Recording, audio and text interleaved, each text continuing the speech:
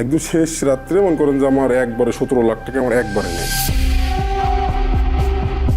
সুযোগ পাইলে সবার আগে আপন মানুষই হান দেয়।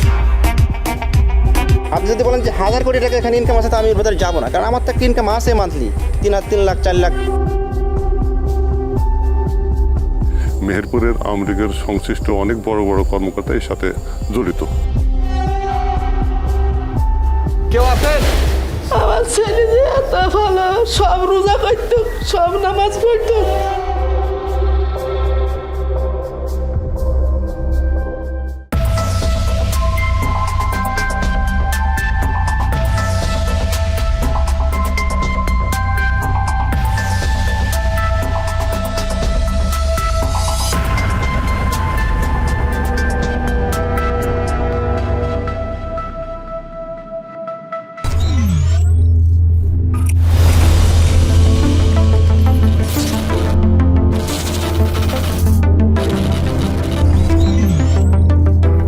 বিশ্ব এখন হাতের মুঠোয়।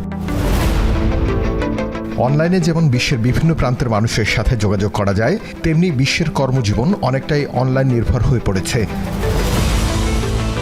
চাকরি, ব্যবসা থেকে শুরু করে অনলাইনের আয়ের বিভিন্ন পথ প্রতিদিন আশার আলো দেখাচ্ছে মানুষদের। দূরত্ব বাধা না হওয়ায় যে কোনো স্থান থেকে আয়ের সুযোগ রয়েছে বাংলাদেশের নাগরিকদের জন্য। তবে দেশের মানুষের স্বল্প জ্ঞান ও কষ্ট না করে আয়ের চেষ্টা কখনো কখনো সর্বশান্ত করে দিচ্ছে নীরবে। All bets on sports. Huge winning. একটি অ্যাকাউন্ট নিবন্ধন করুন এবং বিনামূল্যে 5,888 টাকা জিতে নিন।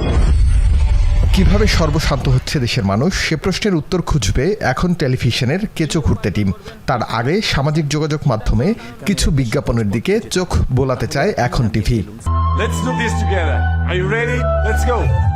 বিশ্বের নামিদামি ফুটবলার ও ক্রিকেটের তারকা অথবা মিডিয়া ব্যক্তিত্ব বিজ্ঞাপন দিচ্ছেন অনলাইন ক্যাসিনো নিয়ে।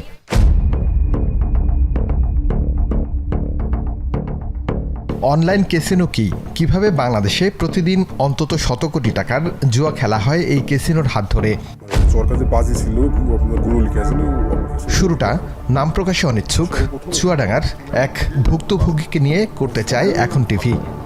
আমি সর্বপ্রথম 500 টাকা ডিপোজিট করি। এবার 500 টাকাতে আমার 2500 টাকা দেয়। 2500 টাকা পেয়ে এবার 2500 টাকা থেকে এবার আমি 1000 টাকা ডিপোজিট করি। ডিপোজিট করার পরে এবার আমাকে 5000 10,000 আমি পাই। আমিও লোভে পড়ি, তারাও আমাকে দেয়। দেওয়ার পর যখন আমি অনেক বড় অ্যামাউন্টে যাই 50,000 1 লাখ, তখন ওরা আমাকে টাকা দেয়। আমি 1.5 লাখ তুলি, 2 লাখ তুলি। হ্যাঁ, তোলার পরে যখন আমি আস্তে আস্তে যখন এমনভাবে জড়িয়ে যাই, পরে মানে ওদের সাথে আমার এমন একটা সম্পর্ক হয়ে গেল, মানে পুরো ফ্যামিলির মতন কথা হয়। হ্যাঁ, দিয়ে মানে ওর ভিতরে আর যারা খেলছে তাদের সাথে আমার কথা হয়, ওই এত লাখ পেয়েছে, এত লাখ পেয়েছে। হ্যাঁ, তাও শুনি। একদম শেষ রাত্রে মনে করেন যে আমার একবারে 17 লাখ টাকা আমার একবারে নেই। কিভাবে না একবারে? মানে আমাকে সন্ধ্যার আজান হয়নি, সন্ধ্যা টাইমে আমি খেলছি, 5 লাখ টাকা আমার অ্যাকাউন্টে আসে। আমি খেলতে হুট করে আমার অ্যাকাউন্টে 82 লাখ টাকা আসে। 82 লাখ টাকা আমি সেখান থেকে 75,000 টাকা তুলতে পারি না। তুলতে না পারার কারণে আমি যদি নক করি যে কি আমার টাকা তুলতে পারছে না, বলছে স্যার এইটা করেন, ওইটা করেন, মানে আরও টাকা ভরেন, বললে এই লকে আটকে গিয়েছে, এইটা ভরলে আর 2 লাখ ভরলে এই টাকাটা পাবেন। তো আমি আরও টাকা ম্যানেজ করে আমি আবার 2 লাখ ভরি। দিয়ে আমার যে টাকাটা আমি ভরি ওই অ্যাকাউন্টে কিন্তু আমার যোগ হয়, 82 সাথে 84 হয়ে যায়, ওই 2 লাখ টাকা যোগ হয়। যোগ হওয়ার পরে তারপর আর আমার সাথে কোনো যোগাযোগ নেই। আমার আইডিও আমি ঢুকতে পারি না।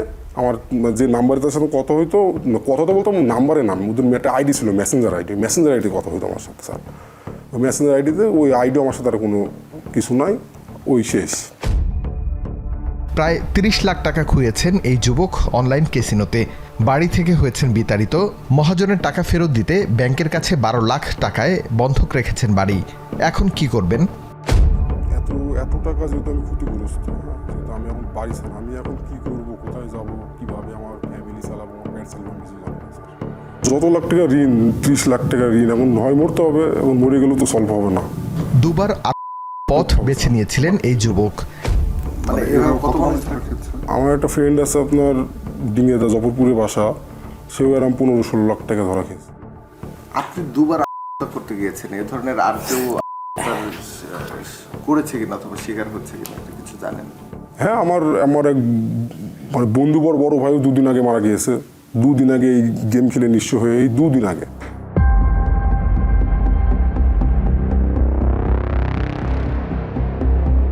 দুবার তার পথ বেছে নিয়েছিলেন এই যুবক।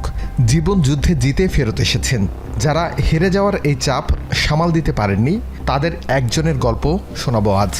আন্টি, আমরা আপনাদের এই শুনে ঢাকার থেকে আসছি এখানে একটু আপনাদের সাথে কথা বলার জন্য।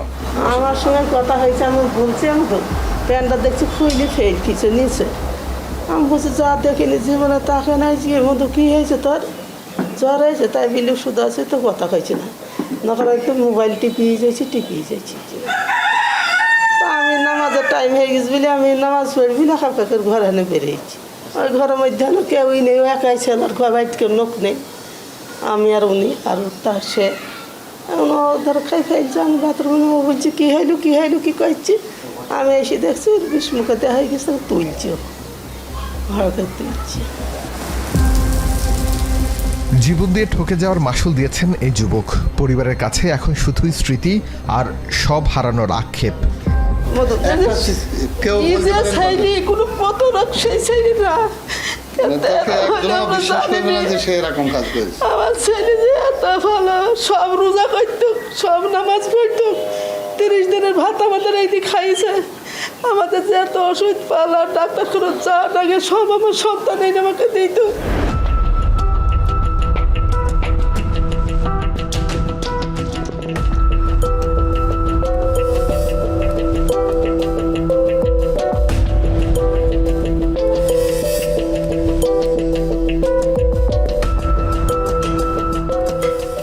সব হেরে যাওয়া মানুষের সংখ্যা হিসেব কষে চোখ কপালে ওঠার মতো অবস্থা এখন টেলিভিশনের কেঁচো খুঁড়তে টিমের।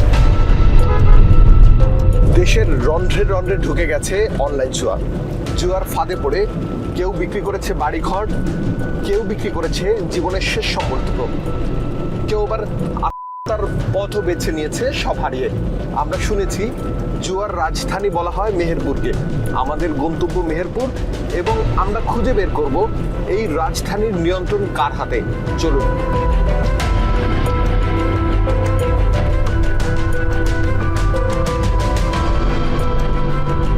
বাংলাদেশের সবথেকে ছোট জেলা হিসেবে পরিচিত মেহেরপুর। মুক্তিযুদ্ধের সময় প্রবাসী বাংলাদেশের সরকার বৈদ্যনাথ তলার এই এলাকা থেকেই পরিচালিত হয়েছিল। প্রবাসী সরকার দেশের মুক্তিযুদ্ধের নেতৃত্ব দিয়েছে। অভিযোগ রয়েছে এখন বাংলাদেশের অনলাইন ক্যাসিনোর সাম্রাজ্যের নেতৃত্ব দিচ্ছে এই জেলারই কয়েকজন।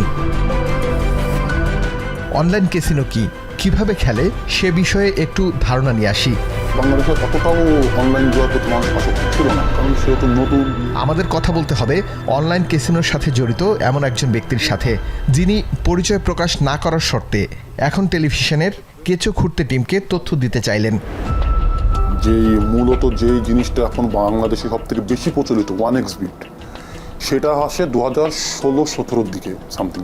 যখন বাংলাদেশে প্রথম আসে তখন ওইটাতেও ডলারের আবির্ভাব ছিল। তখনও বাংলাদেশের লোকাল যে মেথড ছিল বিকাশ, নগদ, এগুলো তখনও পরিচালিত হতো না। তো আসার পরেও প্রায় 6 থেকে 7 মাস ডলারের কাজ করার পর থেকে তখন কোম্পানি বিকাশ এবং নগদ একটা সিস্টেম চালু করে, মানে লোকাল মেথডে, যেন খুব সহজেই বাংলাদেশিরা এটাতে খেলতে পারে এবং ডিপোজিট করতে পারে। এই জিনিসটা মূলত প্রধান যে শাখা, মানে প্রধান যে অফিস, সেটা হলো রাশিয়ান ওয়েবসাইট এটা, এবং এটার মূল অফিস সাইপ্রাসে। সম্পূর্ণ কিছু সাইপ্রাসে পরিচালিত হয় এই জিনিসটা। মানুষ এটার প্রতি এখন আকৃষ্ট। এখন বলতে গেলে 100 জনের মধ্যে 70 জন মানুষ অনলাইন জয় আসক্ত এখন। তো সেক্ষেত্রে পৌঁছাতে হলে আগে একটা মেইল করতে হয় কোম্পানিকে। কি ধরনের অনলাইন জুয়া রয়েছে অনলাইন ক্যাসিনোতে আমরা একটু দেখতে চাই। আমি যে 200 টাকা ডিপোজিট করলাম, এখানে কিন্তু সাথে অ্যাড হয়ে গেছে। এখন এখানে অনেকগুলো গেম আছে খেলার মতো। বাংলাদেশের মানুষ সব গেমই খেলে। ক্রিকেট সব থেকে বেশি খেলে, ক্রিকেট। এখন টেস্ট ম্যাচ চলতেছে, এখানে অনেক ধরনের অপশন আছে খেলার।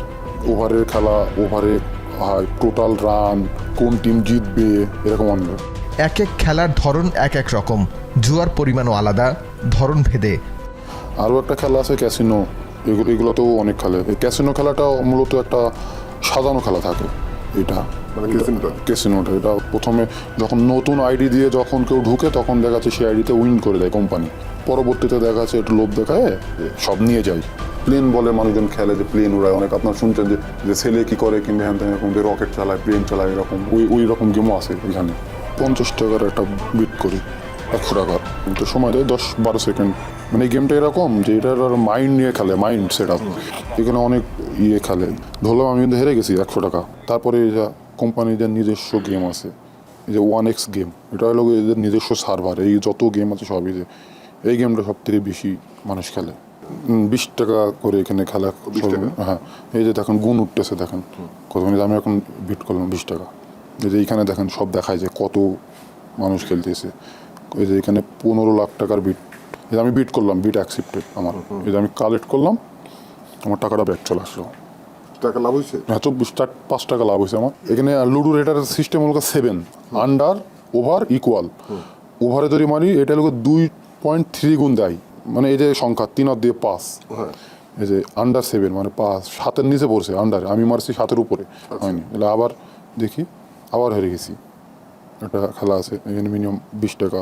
এই খেলাটার মধ্যে এরকম যে এখানে এই যে অনেকগুলো ঘর আছে না, যে কোনো একটা ঘরে ব্লাস্ট করবে, ঠিক আছে। তারপরে যদি আমি এইটা নিই, 4 টাকা জিতে গেছি, আবার যদি আমি এইটাই মারি, দেখি আমি পাই নাকি, হ্যাঁ আবার জিতে গেছি, 30 টাকা আমার জিত হয়ে গেছে। 20 টাকা আমি নিলাম না আর এত দূর পর্যন্ত। কখনো হার, কখনো লোভনীয় জিত। তবে প্রথম জিতে যাওয়াদের সর্বশান্ত হওয়া শুধু সময়ের ব্যাপার মাত্র। কোম্পানি দেখা যাচ্ছে প্রথম দিকে অ্যাকাউন্ট খোলার পরে দেখা যাচ্ছে প্রতিটা কোম্পানি কিংবা প্রতিটা নতুন অ্যাকাউন্টে কোম্পানি কী করে, উইনের যে পার্সেন্টেজটা ওটা বাড়ায় দেয়, যেন আরও সবাই আকৃষ্ট হতে পারে এই জিনিসটা নিয়ে। প্রতিটা রাউন্ডে এরকম 14 লাখ 15 লাখ করে, এটা মানে এক এক সময় এক এক রকম অ্যাক্টিভিটির উপরে। যে ওখানে হলে যে হাইয়েস্ট কত টাকা পর্যন্ত, হ্যাঁ এটাও কতজন বিট করতেছে, হ্যাঁ এটাও আমি দেখাচ্ছি। এখন 2640 জন, 31 লক্ষ টাকা বিট হচ্ছে এই দানে। 31 লক্ষ টাকা। এই যে 31 লক্ষ টাকার মধ্যে 31 লক্ষ টাকায় নিয়ে গেল কোম্পানি, শেষ করে দিয়ে 1 সেকেন্ডে। 1 সেকেন্ডে 31 লক্ষ টাকায় নিয়ে গেল কোম্পানি। এই দানে 15 লাখ টাকা বিট হলো, এই যে 15 লাখ টাকা আবার নিয়ে গেল। দিন শেষে হার তো নিশ্চিত, তাহলে লাভ কোথায়? এখন টেলিভিশনের অনুসন্ধানের শুরুটা এখান থেকে।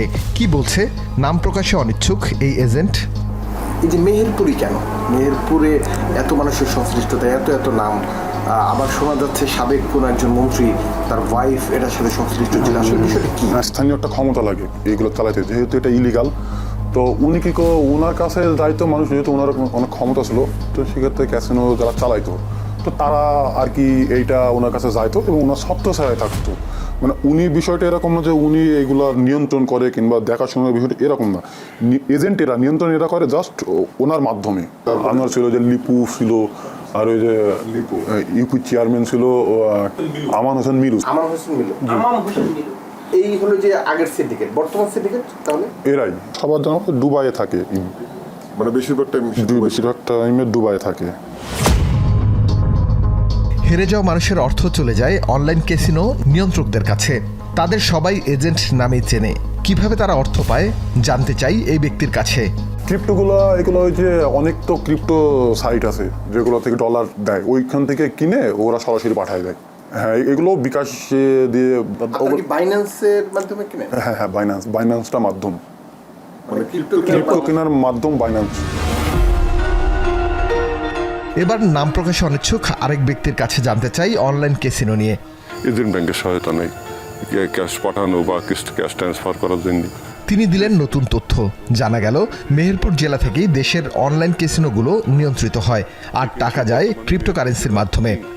এক কথা হচ্ছে যে অত্তর এলাকাটা মন্ত্রীর যে ওয়াইফ ছিল হয়েছে মোনালিসা, এই মোনালিসার তত্ত্বাবধানে কিন্তু এই ক্যাসিনোটা সম্পূর্ণ নিয়ন্ত্রণ চলত আর কি। তারপরে আরও ছিল আপনার মহাদনপুর ইউনিয়নের চেয়ারম্যান আমানুল্লাহ আমান, তো উনি ছিল। আরও এলাকার অনেক গ্রাহক তাদের আছে, দেখা যাচ্ছে যে তারা অনেক সময় এজেন্ট নিয়ে খেলা করে, আর উনি হচ্ছে মূল হোতা এজেন্ট আর কি। মেহেরপুরের আওয়ামী লীগের সংশ্লিষ্ট অনেক বড় বড় কর্মকর্তা এর সাথে জড়িত, এবং অনেক পরিবারিতে সর্বশান্ত হয়ে গেছে। মানে অনেক সময় অনেক লোক আত্মহত্যাও করেছে, যে কারণে তারা মানে শুধু পরিবার থেকে বিচ্ছিন্ন হয়ে গেছে, অনেক মানে স্বামী স্ত্রী তাদের সংসার ভেঙে গেছে, অনেক রকমই ক্ষয়ক্ষতি হয়েছে এলাকায়। কিন্তু তারা আজকে সম্পদের পাহাড় গড়ি পুলিশ প্রশাসনের ধরাছোঁয়ার বাইরে, এবং তারা অনেক গোপনে কোথায় থেকে কিভাবে তাদের কার্যক্রম এখন চলে আর কি। সামনে আসলো সাবেক জনপ্রশাসন মন্ত্রী ফরহাদ হোসেনের পত্নী মোনালিসার নাম। অভিযোগ রয়েছে মন্ত্রীর পত্নীর জুয়ার সাম্রাজ্য পরিচালনা করতেন দুজন ব্যক্তি। তাদের মধ্যে মুজিবনগর উপজেলার সদ্য সাবেক উপজেলা চেয়ারম্যান আমজাদ হোসেন মিলু ও মেহেরপুর জেলা ছাত্রলীগের সভাপতি আব্দুস সালাম বাথন। মাঠ পর্যায়ের টাকা এজেন্টদের হাত ধরেই পৌঁছে যেত মন্ত্রী পত্নীর কাছে। মাস্টার এজেন্ট মিলু চেয়ারম্যানের রাজনৈতিক ছায়ায় বেড়ে উঠতে শুরু করে মাহফুজুর রহমান নবাব, বিকাশ কর্মী আনোয়ার হোসেন, লিপু সুলতান, দেলোয়ার হোসেন দীপু ও ময়নুদ্দিন ময়না মেম্বার সহ অসংখ্য ব্যক্তি। অপরদিকে জেলা ছাত্রলীগ সভাপতির নেতৃত্বে বাড়তে থাকে আরেকটি টিম। অভিযোগ তো পাওয়া গেল, কেউ কি উদ্দেশ্য প্রণোদিতভাবে এদের নাম বলছে, নাকি তাদের বিরুদ্ধে দেয়া অভিযোগের সত্যতা রয়েছে? সেই গুণভাগ করার আগে 2021 সালের সিআইডির একটি অভিযানের দিকে চোখ রাখতে চায় টিম এখন। সেদিন অনলাইন জুয়ার সাথে জড়িত থাকার অপরাধে নবাব ও লিপু সুলতানকে গ্রেফতার করে সিআইডি। এরপর বেশ কয়েকদিন জেল খেটে বেরিয়ে রাজনৈতিক ছত্রছায়ায় চলে যায় তারা। এর পরে কি তারা ভালো হয়ে গেছে, নাকি এই লাইনেই আছে? একটু খোঁজ খবর নিতে চাই আমরা। তো দেখেন এখানে একটা স্ক্রিন আছে, গ্রিন স্ক্রিন, এখানে টাচ করবেন একটা, সবাই এখানে টাচ করবেন, টাচ করলে কি স্ক্রিনটা বড় হয়ে যাবে। পরিচয় পাল্টে অনলাইনে টাকা এর একটি MLM ব্যবসার দিকে চোখ বোলাতে চাই, যেখানে নিয়মিত ক্লাসের মাধ্যমে সংগ্রহ করা হয় কর্মী। $666, যেটা বাংলা টাকায় 87,246 টাকা। কত? স্পেশাল ক্লাসে তুলে ধরা হচ্ছে কোনো কাজ না করে ঘরে বসে আয়ের অভিনব প্রতারণার গল্প। $12 নাকি দিতে হবে আয়ের জন্য নতুন আইডি খুলতেই। আর এই প্রতারণার এডমিনও সেই নবাব, যেটা এই এজেন্ট নিজেই স্বীকার করলেন। আপনার নাম কি ইউনুস নাকি না নবাব? হ্যাঁ, আমার নাম ইউনুস। নবাব ওটা হচ্ছে আমাদের টিমের যে ওনার, তার আর কি, তার নামে আর কি আমাদের টিম মেরি করে আর কি। আপনি আমাকে চেনেন? না ভাইয়া, চিনি না, আমি তো মনে করেন মার্কেটিং করি, তো এই জন্য আর কি। মানে কি ধরনের মার্কেটিং করেন? নবাব টিমের জন্য। এখন ভাই এজেন্ট হওয়ার কোনো সুযোগ আছে নাকি? এজেন্ট না ভাইয়া, আমি ওটা শিওর জানি না। আমরা কিভাবে কানেক্ট হইতে পারি আসলে এর সাথে? আপনারা তো কানেক্ট হইলে মনে করেন আমাদের সাথে অ্যাকাউন্ট করে তারপর কাজ শুরু করতে হবে আর কি। ডলার দিয়ে তারপর অ্যাকাউন্ট করতে হয়। ডলার দিয়ে? কত ডলার দেয়া লাগে? আমরা $12 দিয়ে শুরু করতে হয়। এই $12 দিয়ে তারপর আমরা আসলে কোন সফটওয়্যারে কাজ করব তাইলে? এটা আমাদের কাজের সফটওয়্যার, এটা হচ্ছে আপনার forces.io।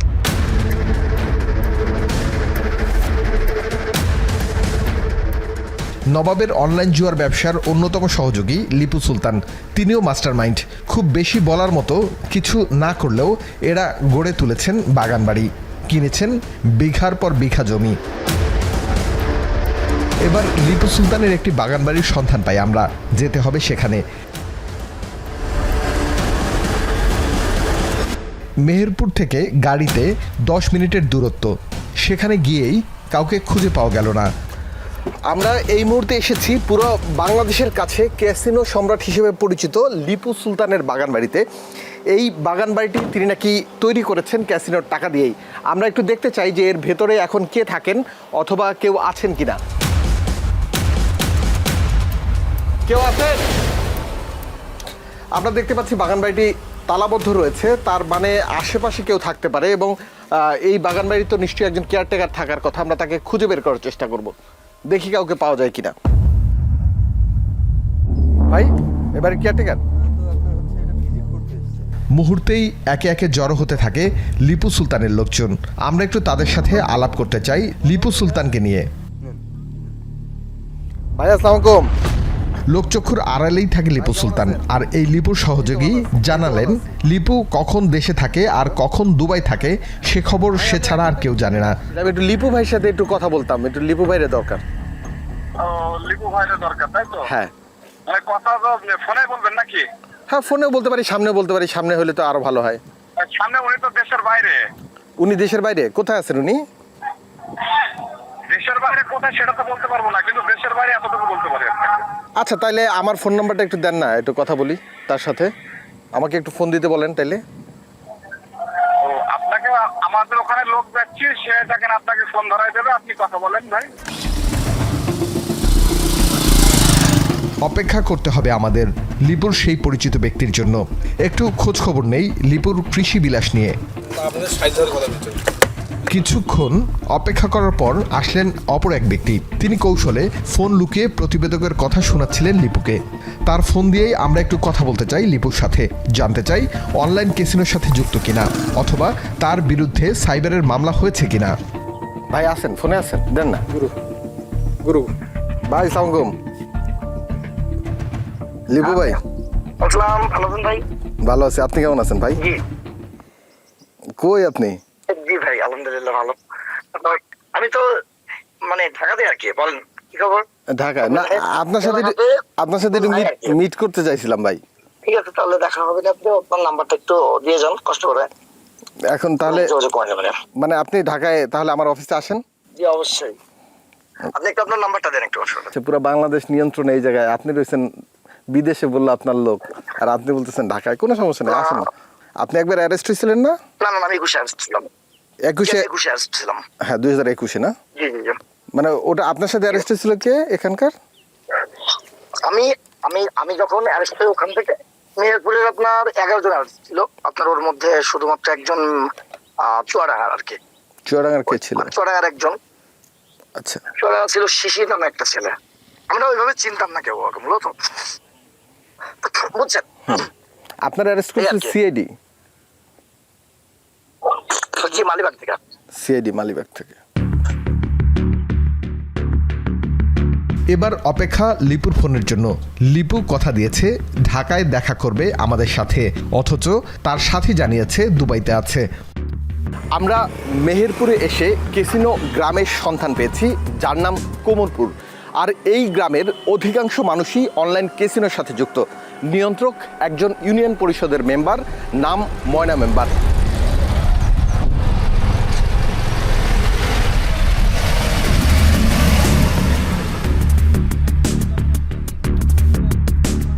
খোঁজার পালা আমজাদ হোসেন মিলু চেয়ারম্যান ও ময়না মেম্বারকে। যেতে হবে কোমরপুর ইউনিয়নে। কেমন আছেন কাকা? যাত্রাপথে আমরা গ্রামের মানুষের সাথে একটু কথা বলতে চাই, জানতে চাই অনলাইন জুয়ার বিষয়ে কিছু জানে কিনা এই এলাকার মানুষ। মিলু চেয়ারম্যানের সাথে ময়না চেয়ারম্যানের কেমন সম্পর্ক ছিল আগে? সবাই ক্যাসিনো কি একসাথে খেলতো না টাকা পাঠাইতো? ওটা আপনার ওই ব্যবসাটা হচ্ছে আলাদা, ওটা তো গোপন ব্যবসা, ওটা তো ওপেন কতটি আছে মানে এই শামীমের এবং যারাই ক্যাসিওর মধ্যে জড়িত আছে তাদের টাকা কোনো হিসাব পাবো না। আমাদের আনতেও না একটা আছে সে আপনার ওই ওপেন খেলে না। একটু টোকা দিতেই একে একে বের হয়ে আসে অনলাইন ক্যাসিনোর নাম। টাকার পরিমাণের অঙ্ক শুনে তো মাথায় হাত দেওয়ার মতো অবস্থা। মিলু আছে তারা হাজার হাজার কোটি টাকার মালিক, যারা ক্যাশও আছে তাদের হাজার কোটি টাকার মালিক তারা। হাজার কোটি টাকা আঙ্কেল? হ্যাঁ, হাজার কোটি টাকার মালিক। মিলু চেয়ারম্যান ও ময়না মেম্বার সম্পর্কে কি জানে এরা? আমার তো হাত অনেক এইভাবে এবার আরেকটি চায়ের দোকানে যেতে চাই আমরা। হাওয়ার উপরে আপনি 10 লাখ টাকা হাওয়ার উপরে সেট দেবেন, আপনার দ্বারাই সম্ভব না। তারা হাওয়ার উপরে ছেড়েছে এই কারণে তারা ওই পর্যন্ত দিচ্ছে। শুনলাম এই এলাকার নাকি অনেকেই হাজার হাজার কোটি টাকার মালিক হয়ে গেছে। হ্যাঁ, শোনা যায়, দেখা যায় না। ময়না মেম্বারের খোঁজে ইউনিয়ন পরিষদে। চেয়ারম্যান সাহেব কি আসছে? আসে নাই? আপনারা জানেন না? আপনি একটু আসেন না পরিষদে, আপনার সাথে একটু কথা বলি। ও আমি তো নাই যে ভাই, আমি একটু রাজশাহী এসেছি। রাজশাহী গেছেন? জি জি। আসবেন কখন? আমি তো রাত হয়ে যাবে, ওই যে আমি অসুস্থ তো, ওই যে ভিসা লাগাতি রাজশাহী। হ্যাঁ, ময়না মেম্বারের নামে অনলাইন ক্যাসিনোর মামলাও রয়েছে। তিনি দেখা করতে আসবেন, আমাদের অপেক্ষা করতে হবে পরদিন সকাল 11টা পর্যন্ত। এমনিতে মিলু সাহেব কেমন ছিলেন? আপনি তো অনেকদিন কাজ করছেন তার সাথে। ওই রকমই কাজ করে। মনে করেন যে এটা সে এলাকার প্রভাব বিস্তার করেছে, আওয়ামী লীগের ক্ষমতা ব্যবহার করে অপব্যবহার করেছে। সেটা তো এলাকায় করতে, সারা বাংলাদেশে নাকি নিয়ন্ত্রণ করতে একটা নির্দিষ্ট জিনিস সে। হ্যাঁ, যে করতে পারে। কি? এই যে জুয়ার লাইন, ক্যাসিনোর সম্রাট সে। হাজার হাজার কোটি টাকা। হ্যাঁ, হাজার হাজার কোটি টাকাই পেয়েছে। ঠিক, 1 লাখ আয় হইলে বেশি দিন তো লাগে না। হাজার হাজার কোটি টাকা তো বানাইছে, সম্পত্তি করেছে 2-1000 কোটি টাকার সম্পত্তি তো আছে। মেহেরপুরে বড় বড় বাড়ির জায়গা, বাড়ি টাড়ি এই সেই। এ তো মেহেরপুর টোটাল নিয়ন্ত্রণটাই তো তাদের মতন 2-3 জন লোক করেছে নাকি? সেটা হচ্ছে মিলু চেয়ারম্যান, সুন্নু চেয়ারম্যান, বাবলু বিশ্বাস চেয়ারম্যান, যেটা এরাই হচ্ছে এই ছিল। এরাই ক্যাসিনো ডিল করতো সারা বাংলাদেশে। হ্যাঁ, ক্যাসিনোর ডিল তো এরাই মোনালিসা করে বেড়েছে, দুদুলের বউ। ক্যাসিনোর প্রধান কথা তো মোনালিসা, যে দুদুলের বউ, তারা ডিলিংসটা করতে এদেরকে। এই সব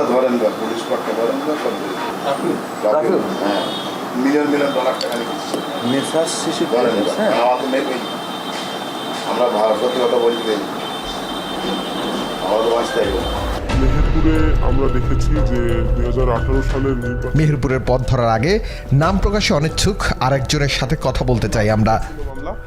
ক্যাসিনো মামলা তো ওই সময় দিত কিনা জানি না, কিন্তু এখন কিভাবে চলতেছে? এখন যারা আছেন মার্কেটে, এখন কারা কারা রয়েছেন, এক্সিস্ট করতেছেন এবং তারা কিভাবে বেঁচে আছেন?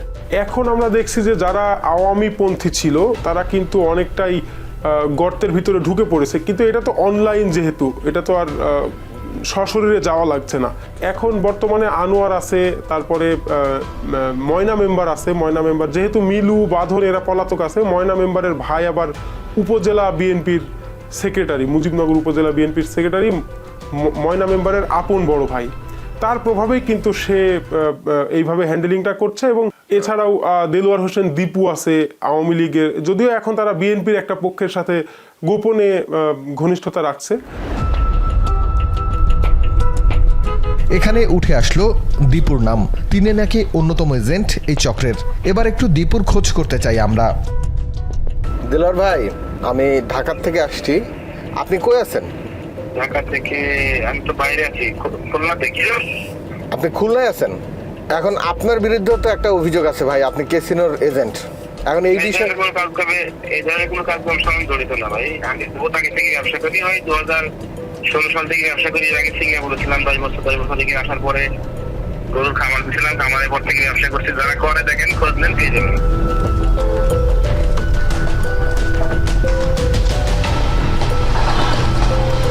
দীপুকে না পেয়ে তার কৃষি যন্ত্রপাতি বিক্রির দোকানে যাই আমরা, সেখানে তিনি নেই। আলিশান দোকানের ডেকোরেশন এই দীপুর। তিনি কি ব্যবসা করে আলিশান জীবন যাপন করছেন, এ প্রশ্নের উত্তর খোঁজার আগেই দীপুর ফোন। আমি তো বাইরে আছি। আরে আপনি তো আছেন, গতকালকেও ছিলেন, আজকেরও আছেন বাসায়। না না না, মেহেরপুরে হাজিরা দিয়ে চলে এসেছি। মানে এইমাত্র বললেন খুলনা, এখন বলতেছেন মেহেরপুর। না না, মেহেরপুরে হাজিরা দিয়েছিলাম গতকালকে, চলে এসেছি। এইটাই আপনি আপনার আমি তো ক্যাসিনো খেলেও নি, আর এগুলো আমি জানি না। আমার সম্পর্কে কি জানবেন? যারা বড় বড় নেতা আছে, যাদের নামে কেস আছে, তাদের সম্পর্কে তাদের কাছে কি জানেন? আমার নামে এই যে কদিন আগে একটা এসে টেলিভিশনে একটা নিউজ করছিল, ঠিক আছে? এই ধরনের নিউজ দিয়ে তার নামে আমি ওই যে গুগল নোটিশ পাঠায় কেস করে দিয়েছি, কেস চলমান। ফোনেই দীপু মামলা করার হুমকি দিয়েছে, যে কোনো সময় হতে পারে হামলাও। এই হিসেব মাথায় রেখেই আমরা যেতে চাই দীপুর নতুন তৈরি করা আলিশান বাড়িতে। ভাই, দীপু ভাই কি আছে? বাড়ি তৈরি হচ্ছে? আমি ম্যানেজার, দেখাশোনা করি কাজের। ও, দেখাশোনা করি। কয় কোটি টাকা লাগবে বানাইতে? একটি বাড়ি দেখার দায়িত্বে 2 জন ম্যানেজার। উনি হচ্ছে ম্যানেজার, মানে আসলে আপনাদের এখানে ম্যানেজারের নিজে কোনো পদই নাই ম্যানেজার হিসাবে। এইরকম টাইপের, ঠিক আছে? ওনার ইয়ে সম্পর্কে যে কখন কোথায় যাবে না কোথায় যাচ্ছে এই সম্পর্কে কেউ অবগত না। মানে কেউ অবগত না। এইটা এরকম মিস্ত্রি কারা তৈরি করে? না, কেউ অবগত না বলতে উনি ওনার যাওয়া আসা আপনাকে বলি, বেসিক্যালি ওনার যাওয়া আসার সর্বোচ্চ ঢাকা, উনি কিন্তু ঢাকার কিছুই চেনেন না। দীপু কোথায় আছে সে বিষয়ে সঠিক তথ্য জানে না এরা। যাই হোক, দীপুকে খুঁজে বের করতে চাই আমরা। ধুইলে ময়লা যায় না, এই কথাটাই সত্যি, কিন্তু পোলাপান এটা বোঝে না। আজকে যে কয়লা, সেও একদিন কিন্তু আগুন ছিল।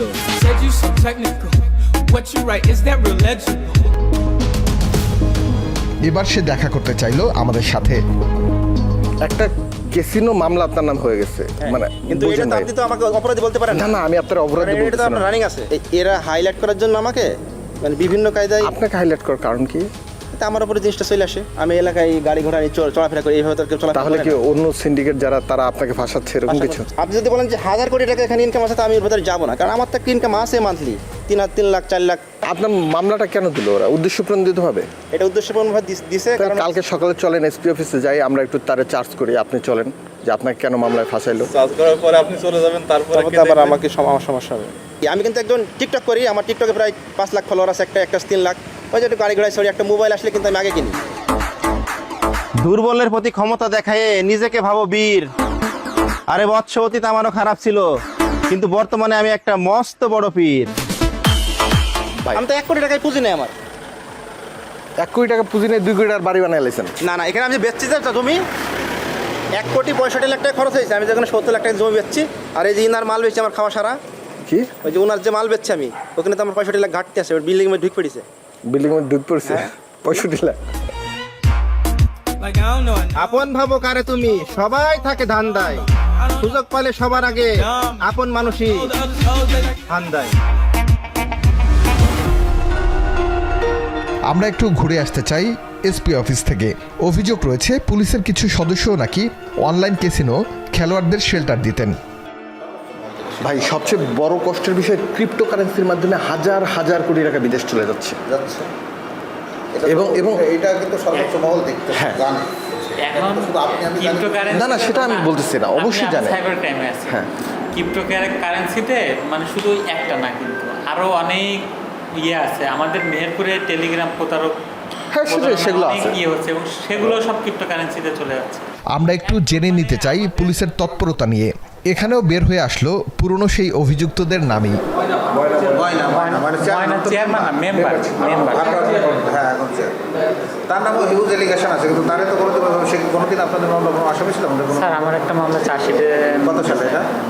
22 সালের মামলা।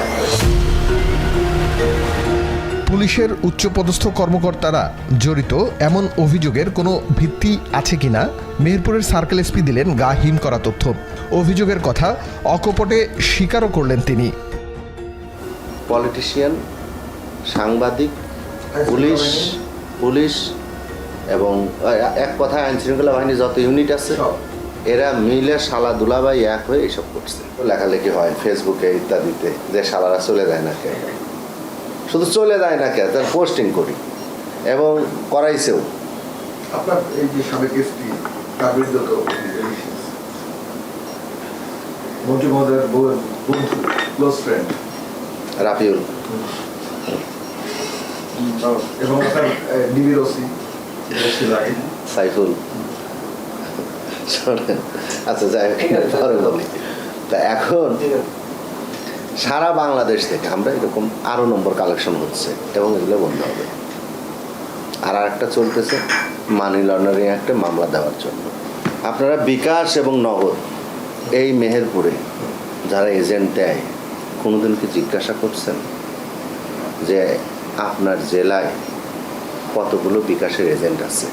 একটা মামলার রেফারেন্স দিয়ে আয়োকে বললাম যে তুমি কোর্টে লেখো মেহেরপুর জেলায় বিকাশের এজেন্ট নম্বর কতগুলো আছে, নগদের এজেন্ট নম্বর কতগুলো আছে। কোর্ট অনুমতি দেয় নাই। কোর্ট বলছে মামলা সংশ্লিষ্ট যারা আছে তাদেরটা, অন্যদেরটা নেওয়া যাবে না। এসপি অফিস থেকে জানা গেল এক সার্কেল এসপির নাম। তাকে একটি পাতানো ফোন কলের সূত্র ধরে বদলি করা হয়েছিল এখান থেকে। আমরা একটু কথা বলতে চাই তার সাথে। ভাই আমরা একটা ইনভেস্টিগেট করতেছি, এখন মেহেরপুরেই আমি আছি। এখন মূল এটা নিয়ে কাজ করলে তো বিপদে পড়বে, যেই কাজ করবে সেই বিপদে পড়বে। ঠিক আছে, আমি মনে হয় সর্বোচ্চ কাজ করছিলাম, আমার ওইখানে ডিউরেশন ছিল 7 মাস, আমার চাকরির ডিউরেশন। অন প্রমোশনে আমি গিয়েছিলাম ডিসেম্বরের 7-8 তারিখে যোগদান করছিলাম, এরপরে ছিলাম হলো জুলাইয়ের 22-23 তারিখ পর্যন্ত, তারপর চলে আসছিলাম। বিপদে পড়ার কারণ কি তৎকালীন সময় মন্ত্রীর ওয়াইফ? ঠিক এরকম না, আমাদের লোকজন একটু ইয়ে থাকে, কি বলবো, আমার এসপি স্যারও চাইতো না আমি এটা নিয়ে কাজ করি। আমি প্রচুর কাজ করে ফেলছিলাম ওই তৎকালীন সময়। বড় যে সিন্ডিকেটটা ধরতে চাইছিলাম, আমার সাব ইন্সপেক্টরের সাথে আমার একটা কথোপকথন এইটা নিয়ে আমার এসপি স্যার আমাকে প্রচন্ড প্যারা দিছে। প্যারা মানে কি, এটা নিয়ে টোটালি একটা ইনভেস্টিগেশন করাইছে, তারপর হলো আমার হেডকোয়ার্টারে এটা নিয়ে দৌড়াদৌড়ি করা লাগছে। মানে তৎকালীন সময় আপনার ইনভেস্টিগেশনে কাদের নাম বেসিক্যালি উঠে আসছিল ভাই? এখানে লিপু বেশি, তারপরে এক সাব ইন্সপেক্টর ছিল ইকবাল, তারপরে এটা সিন্ডিকেট ভাই, এটা হিউজ সিন্ডিকেট। এখন তো আগে তো সিম নির্ভর ছিল, এখন আপনি আপডেট হয়ে এরা হলো এপিআই, বিভিন্ন মার্চেন্ট, তারপরে আপনার ক্রিপ্টোকারেন্সিতে চলে গেছে, এখন কাজ করা আরো জটিল। ডিবির এসআই সাহেব আলীর সাথে সার্কেল এসপি আজমলের ফোন কলে কি কথা হয়েছিল, আপনার সাথে এই কথোপকথনটা কি নিয়ে ছিল? আসলে এটা ছিল যে কোনো ভাবে হোক ফাঁস হয়েছে, কিন্তু এটা ছিল হচ্ছে স্যারের সাথে আমরা তো একাধিক অভিযান করেছি এই অনলাইন জুয়া কেন্দ্রিক। হ্যাঁ, তো স্যারেরও এটা একটা পাতানো ফাঁদ ছিল, যাতে আমাদের এই ফাঁদে পাতে আমাদের কিছু টার্গেট লোক ছিল ওই অনলাইন জুয়ার অ্যারেস্ট করার জন্য। তাদেরকে অ্যারেস্ট করার জন্য স্যারের সাথে আমাদের ওই পাতানো কথাবার্তাগুলো বলা হয়েছিল, কিন্তু সেটাই পরবর্তীতে আমাদের বিরুদ্ধে চলে গেছে। হ্যাঁ, জানা গেল ফোন কলটি পাতানো ছিল, কেন তাকে এই ফোন কলের সূত্র ধরে বদলি করে দেয়া হয়েছিল।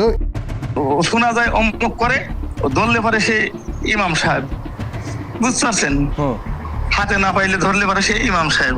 এসপির সাথে কোনোদিনও ওই দারোগা ভালো সম্পর্ক থাকে না ভাই, ঠিক আছে। তারা হচ্ছে এই মানে 10টা কাজ করছি, এটা দেখাচ্ছি মামলাটা মামলা উদ্ধার করতে পারিনি, গালিগালা শুরু করে দিয়েছে। এবার রাফিউল আলমের সাথে কথা বলে জানতে চাই সার্কেল এসপি আজমলের বদলি নিয়ে।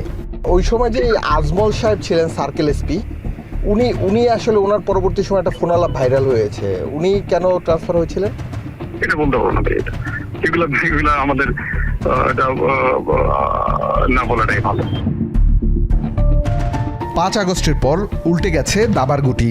সিন্ডিকেট আগের মতোই, শুধু পরিবর্তন হয়েছে ছায়া। এবার নতুন ছায়া হিসেবে একটি রাজনৈতিক দলের ব্যানারে ঢুকে পড়েছে এই চক্র। বিকাশকর্মী আনোয়ার ও মাহফুজুর রহমান নবাব ঢাকঢোল পিটিয়ে নেমেছেন বিএনপির পক্ষে। আমরা তথ্য পেয়েছি বিকাশ অ্যাকাউন্ট এবং নগদ অ্যাকাউন্টের মাধ্যমে এই মেহেরপুরের অধিকাংশ অনলাইন ক্যাসিনোর ব্যবসা পরিচালিত হয়। এখন আমরা দেখতে চাই যে আসলে মেহেরপুরে কতগুলো অনলাইন এজেন্ট রয়েছে, চলুন দেখে আসি।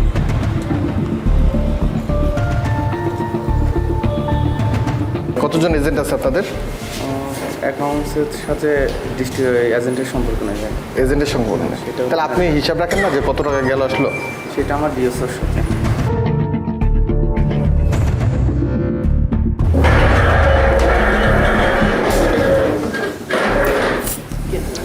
ভাই, আপনাদের এলাকায় বিকাশের কতজন? ওটা যে কোম্পানির কাছ থেকে করতে হবে ভাই। কেন আপনারা টাকা ডিস্ট্রিবিউট করেন, আপনারা জানেন না? আমরা টাকা ডিস্ট্রিবিউট করি, কিন্তু কোম্পানি থেকে সব কিছুই দেয়। বিকাশের এই অফিসেই মাত্র 15,000 টাকা বেতনে চাকরি করতেন আনোয়ার। এখন 5 বছরের মাথায় তিনি হাজার হাজার কোটি টাকার মালিক। কিভাবে হচ্ছেন সে তথ্য উদ্ঘাটন করব, চলুন। শুরুতে বেতন কত ছিল? 15,000 টাকার বেতনের কয় বছর আগে চাকরি করতো? 5 বছর আগে। 5 বছর আগে আপনার আন্ডারে ছিল? আমি তো চূড়াঙ্গাতে ছিলাম, আমি আসছি 6 বছর থেকে। 6-7 মাস এখানে আসছেন না? তাই এত টাকার মালিক আপনি কত বছর চাকরি করতেছেন? আমার 2 বছর। তা আপনি কেমন টাকার মালিক হচ্ছেন? সব মিলিয়ে 10-20 হাজার টাকা হয়তো সংসার চলে যায়। পোস্টার ছাপিয়ে জোরে সোরে নেমেছেন রাজনীতির মাঠে, করছেন কম্বল বিতরণও। একই পথ ধরেছেন নবাব, একটি রাজনৈতিক দলের উচ্চপদস্থ নেতাদের সাথে করছেন ওঠা বসা। তখন আমি দেখলাম যে নবাবের ছবি। ওইখানে নবাব বসা ছিল না, রিজভী সাহেবের রুমে রিজভী সাহেব বসা আছে আর ও দাঁড়িয়ে আছে। এ হলো মেন হুতাই, তো দুবাইয়ে বাড়ি টাড়ি সব কিনেছে। এখন রক্ষক ভক্ষক হয়ে গেলে তো কিছু করার নাই। মন্ত্রী মহোদয় ক্ষমতা থাকাকালীন যদি মন্ত্রী মহোদয়ের বউ এগুলো করে থাকে, তাহলে এটা প্রতিহত করবে কে? এইসব রুই কাতরা যদি তাকেদের প্রশ্রয় দেয়, আপনি কখনোই ভালো করতে পারবেন। যতই লাফান, একটা সময় দেখা যাবে আপনার জীবন বিপন্ন হয়ে যাচ্ছে, আপনার ছেলে বাপারা হচ্ছে, আপনার স্ত্রী বিধবা হচ্ছে। এসব নেতাদের আশ্রয় নিয়ে মেহেরপুরের বিএনপি নেতারা কি বলছে? আনোয়ার নামে কাউকে চেনেন আপনি? তার প্রোগ্রামে কম্বল বিতরণ করছে। আমার প্রোগ্রামে কম্বল বিতরণ করতে আনোয়ার নামে আমি কাউকে চিনি না। লিপু, আনোয়ার, এগুলো নিয়ে ভিন্নভাবে কথা হতে পারে, কিন্তু আমার কাছে তথ্য নাই। ভাই, কেসিনো সম্পর্কে আপনি কিছুই জানেন না? এইটা কেমনে হয়? না, এমনি আওয়ামী লীগ আমলে বিভিন্ন ধরনের কথাবার্তা শুনতাম, কিন্তু এখন আমার জানা মতে সেই ধরনের কোনো ঘটনা বিএনপি জেলাতে আছে বা নাই আমার জানা নাই। এই ব্যবস্থা করা। এবার কয়েকটা জুয়ার ওয়েবসাইটের ডিএনএস টেস্ট করতে চাই আমরা। কোন কোন দেশ থেকে এই জুয়ার সাইটগুলো পরিচালিত হয়? এশিয়াতে দেখা ইন্ডিয়া, রাশিয়া। ইন্ডিয়া, রাশিয়া, মানে ইন্ডিয়া ইনভলভ আছে। ইন্ডিয়া রাশিয়া দেখায়। এই যে দেখেন, এইগুলো হচ্ছে লোকাল আপনার এর কারণটা হচ্ছে প্রথমত আমাদের যে সাইবার সিকিউরিটি অ্যাক্ট আছে, সেই সাইবার সিকিউরিটি অ্যাক্টে অনলাইন জুয়াকে কমপ্লিট অফেন্স হিসেবে, অপরাধ হিসেবে কাউন্ট করার ব্যবস্থা করা, এটা খুবই ইম্পর্ট্যান্ট। আরেকটা হচ্ছে আমাদের বিটিআরসি একেবারে নিয়মিতভাবে, মানে আপনার মনে রাখতে হবে যারা অপরাধ করছে তারা আমাদের চেয়ে অনেক বেশি স্মার্ট। সো একেবারে নিয়মিতভাবে এই অবৈধ জুয়ার যে সাইটগুলো আছে এবং অ্যাপগুলো আছে, এগুলোকে স্ক্যান করে বিটিআরসি বন্ধ করবে। ইটস নট মিন যে আমি আজকে বন্ধ করলাম, আবার 6 মাস পরে গিয়ে চেক করব যে আবার নতুন করে কোনটা চালু হলো। এটা একেবারে নিয়মিত স্ক্যানিংয়ের আওতায় থাকবে। অনলাইন জুয়ার এজেন্টদের বেশ কয়েকটি লেনদেনের চিত্র খুঁজে পেয়েছে এখন টিভি, যেখানে শুধু মেলবেটে পাঠানো প্রায় 500 কোটি টাকার ভার্চুয়াল ডলার ও ক্রিপ্টোকারেন্সি লেনদেনের চিত্র রয়েছে। মাত্র 14টা মোবাইলের স্ক্রিনশটে এই চিত্র খুঁজে পেয়েছে এখন টিভি। তাহলে প্রতিদিন কি পরিমাণ টাকা দেশের গণ্ডি পার হচ্ছে, সে হিসেব কি আছে বাংলাদেশ ব্যাংকের কাছে? যদি বিকাশ, নগদ বা এই ধরনের এমএফএসগুলোর মাধ্যমেও এই গ্যামলিং কার্যক্রম হয়ে থাকে, তো বাংলাদেশ ব্যাংক সুযোগ আছে সেই এমএফএসগুলোকে বলার, যখনই বাংলাদেশ ব্যাংকের সহযোগিতা তারা চাবে। কারণ যদি এই কাজগুলো ব্যাংকিং সেক্টর দিয়ে হয়ে থাকে, তবে অবশ্যই সেখানে বাংলাদেশ ব্যাংকের ভূমিকা রাখার সুযোগ থাকবে। বাংলাদেশ ব্যাংকও অবশ্যই এটা কঠোরভাবেই মনিটর করবে। দেখা করবে বলেও লিপু, আনোয়ার এবং ময়না মেম্বার দেখা করেনি আমাদের সাথে। এত অপরাধের সাথে জড়িত থাকা এই ব্যক্তিরা অনলাইনে জুয়ার ব্যবসা করছেন ভয় ডর ছাড়াই। এদের লাগাম কি সরকার টেনে ধরতে পারবে, নাকি প্রতিদিন দিনের আলোয় দেশের টাকা পাচার হবে বিদেশে? এমন আরও ঘটনার পেছনের ঘটনা নিয়ে সাথে থাকবে এখন টেলিভিশনের কেঁচো খুঁড়তে টিম। পোস্টমর্টম করবে সকল অপরাধের।